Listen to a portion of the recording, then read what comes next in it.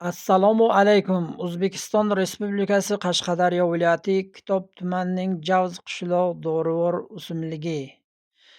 Ismi o'zimiz mahalliy so'z bilan aytilganda choyquruq.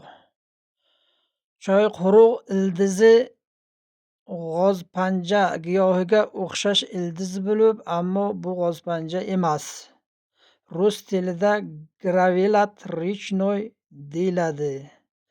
Bu dorivor soylarda va namli joylarda o'sadi.